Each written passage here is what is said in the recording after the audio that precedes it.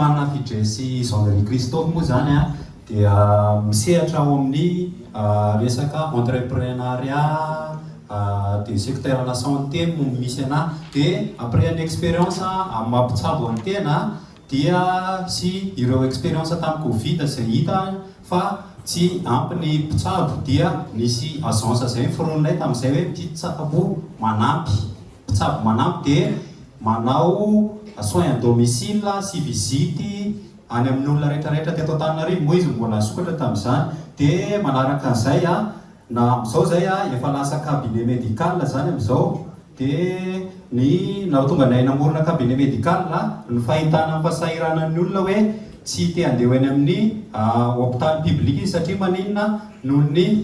infrastructure voalohany ny fitarazoana ny fandraisana ny corruption dia manaraka izany ihany koa indraindray ny olona tsy tian'le hoe miovaova ny mpandray anazy dia izay nampatonga nay namorona an'ilay cabinet médical sy efa le idée tany amin'ilay agence mpitsabo manampy ihany dia manarakarak'izay nanolotra ny solution izay hoe anokatra offre de service zay zany ny ananay service dia service-nay ako abordable zany nataonay aloha satria miara-miasa zay amina orinasa laboratoire avy any Inde amin'ny resaka complément alimentaire misy anti-cancéreux izy io dia zay zany spécificité anay par rapport amin'ny concurrent anay aloha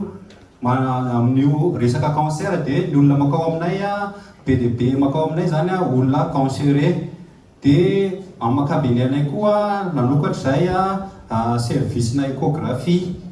dia zay koa zany spécificité anay par rapport amin'ny concurrent anay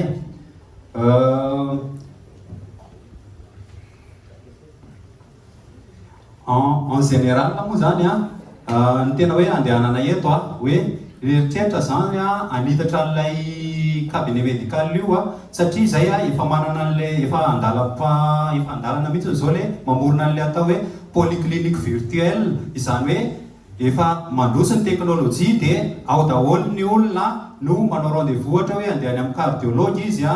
tsy te hilahatra amin'izao ny airany maka rendez-vous ao zany dia anao évacuation sanitaire izy ohatra ny hoe miara-miasa amin'ilay hôpitaly any Inde nandidiny Eric Fouye izy zao zay amin'izao zay manao évacuation sanitaire raha mpiasa fanjakana izy prise en charge tsy mandona ariary raha fa ny fanjakana daholo miantoka anazy dia zay manao an'izay resaka ohatra hoe évacuation sanitaire zay ao amin'ilay hoe polyclinique virtuelle io sy ny tout ce qui est santé rehetrarehetra à Madagasikara zany dia amin'ny fantarana an'io indrindra zany io site web io no mampatonga anay hoe eto aloha amin'izao fa lay cabinet io avadika clinique dia neritreritra zany zay hoe mitady investissement ana 200 millions d'ariary hividianana radiographie scanner échographie sophistiquée